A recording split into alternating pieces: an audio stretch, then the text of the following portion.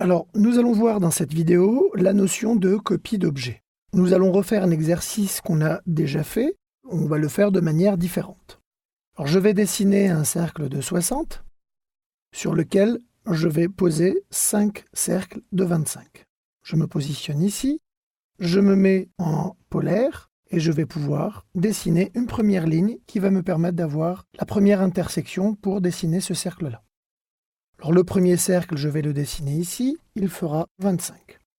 Le but maintenant, ça va être d'avoir 4 autres cercles. Ces cercles-là sont disposés de manière équidistante, évidemment, et vont être positionnés sur 5 angles identiques de 72 degrés. Alors pourquoi 72 ? C'est tout simplement qu'un cercle complet fait 360. Si on le divise par 5, ça donne 72. Donc je vais faire ma ligne qui va partir d'ici. Et là, je me rends compte que je m'arrête à 72. Alors pourquoi je m'arrête à 72 ? C'est que dans polaire, quand je vais dans paramètres, j'indique ici un angle d'incrémentation. Vous voyez que les angles par défaut sont 90, 45 et 30. Moi, j'ai indiqué un angle de 72 que j'ai tapé au clavier. Donc vous voyez qu'ici, je peux aisément dessiner un angle de 72. Alors évidemment, il faut que polaire soit activé. Je m'arrête ici.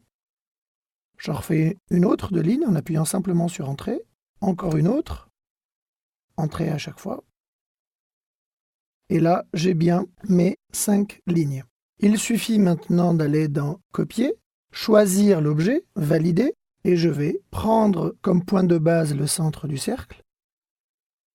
Et je vais pouvoir positionner le cercle les 4 autres fois. Je fais Échappe et je peux effacer les traits de construction. Voilà, donc nous avons vu la commande Copier.